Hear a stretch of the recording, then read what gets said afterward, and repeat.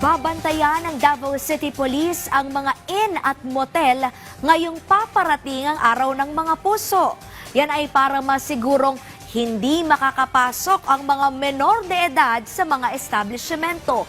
Ang detalye sa ulat ni JC Aliponga ng PTV Davao.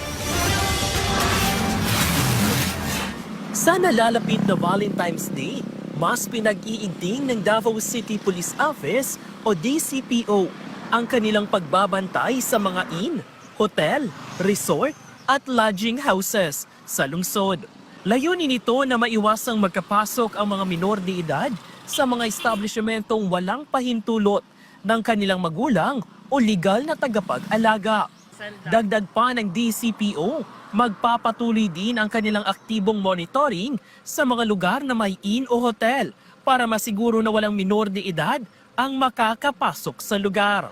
Nga paliguno ng ato ang pakiga concern o coordinate sa mga business establishment owner sa mga inns, hotels, and resorts nga dili pwede ang mga bata nga musulod sa mga kwarto sir nga dili kuyog ilang mga ginikanan na guardian ba or mga Ayon sa ilang empleyado at may-ari ng mga inn sa Davao City, mas mahigpit na ngayon ang pagpapatupad ng kanilang mga patakaran bago makapasok ang sinumang bisita sa kanilang establishmento. Hinihingi muna ang valid ID para ma-verify ang edad. Bahagi ito ng kanilang hakbang para masiguro na walang minor de edad ang maglalagtito, ang malalagay sa panganib o pang-aabuso. Bawal ang mga minors dire kung naka-uniform, pangutano na mo kung pilay edad, kung 18 pababa, dili yun na mo pasudlon. Ano lang, mga 20, 21, na. Kasi paano na ito sila gina-check, ma'am?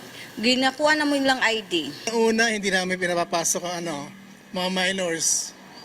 Tapos, yun lang, hindi naman kami naghihingi ng ID. Unless na senior yung magche-check-in o kaya PWD.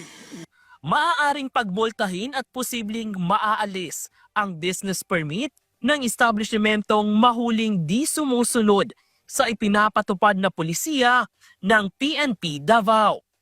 Mula dito sa Davao City, JC Aliponga para sa Pangbansang TV sa Bagong Pilipinas.